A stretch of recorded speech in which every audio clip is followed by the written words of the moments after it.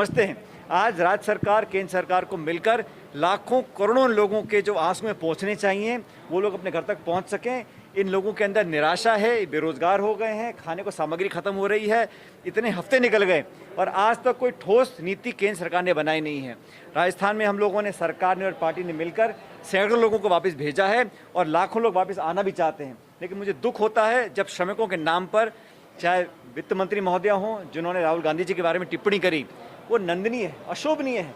अगर किसी का दुख बांटना, किसी श्रमिक को मदद करना, उसको बॉर्डर तक पहुंचाना, उसके लिए बस का इंतजाम करना, ये कहाँ से दिखावा हो गया।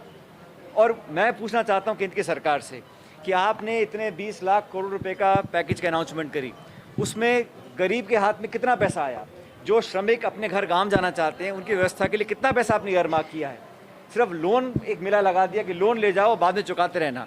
ये बिल्कुल दोहरी नीति है, इसकी हम भर्त्सना करते हैं। लेकिन हम लोगों ने प्रण लिया है, कांग्रेस लोगों ने, पूरे हिंदुस्तान में जहाँ कोई व्यक्ति परेशान है, अटका हुआ है, उसके लिए पैसे का इंतजाम करेंगे, उसको खाने का इंतजाम करेंगे, उसको घर पहुँचाएंगे।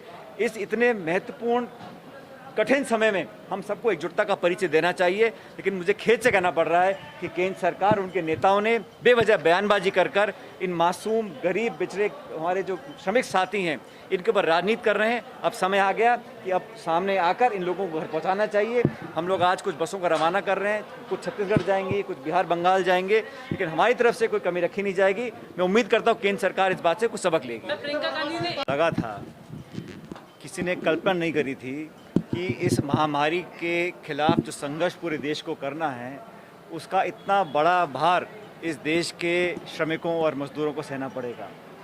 पहली बार देखा था हमने लाखों की संख्या में बुजुर्ग, बच्चे, श्रमिक, औरत, आदमी सब बॉर्डर पे फंसे हुए थे और पिछले कुछ दिनों में सब्र का बांध लोगों का टूटा है।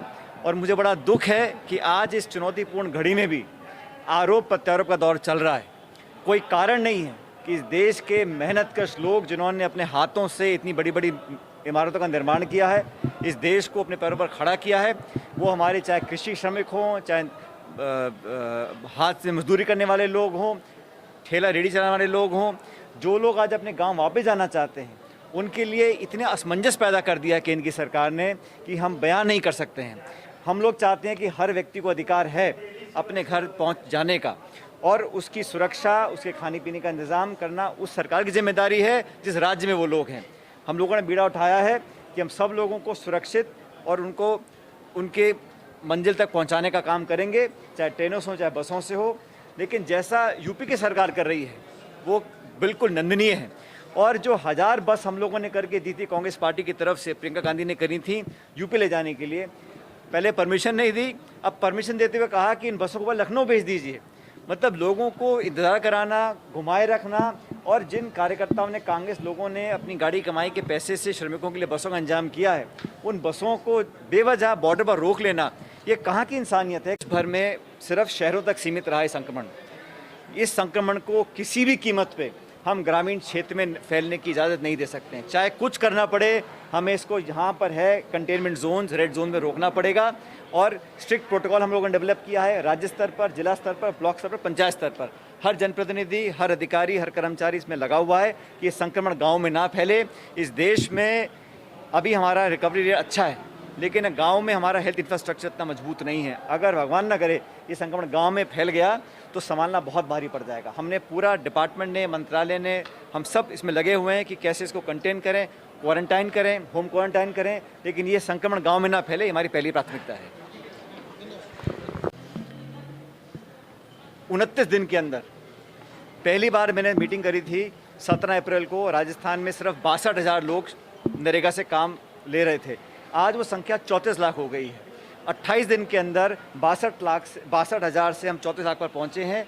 और हिंदुस्तान में राजस्थान नंबर 1 राज्य है जहां गांव देहात में लोगों को नरेगा से रोज़गार मिल रहा है। और हमने कहा है जो हमारे साथी श्रमिक वापस अपने प्रदेश में आएंगे उन लोगों के लिए हम आसानी से जॉब कार्ड बनाएंगे, उनकी कहाँ ट्रेनिंग करा सकते हैं वो भी कराएंगे, लेकिन सरल और आसान तरीके से उन लोगों को काम मिले, उनके जॉब कार्ड बने, इस बात के लिए मैंने डिपार्टमेंट को दिशा निर्देश दिया हुआ है। सारी बसेस बॉर्डर पर खड़ी हैं, 2 दिन हो गए हैं और बसों को हम भेज रहे हैं। उत्तर प्रदेश, हरियाणा, पंजाब, जहाँ जहाँ हम भेज सकते हैं अपने बसों से भेज रहे हैं। लेकिन आप जानबूझ के परमिशन ना दो और फिर हम नेताओं के ऊपर उंगली उठाओ, आरोप प्रत्यारोप करो। मुझे समझ में नहीं आता कि आज के दिन आप किस इंसानियत का परिचय दे रहे हो। आज तो आपको मदद करनी चाहिए और एक दूसरे की पार्टी विचारधारा से परे हटकर लोगों की सहायता करने का एक काम करना चाहिए, वो नहीं कर पा रहे हैं।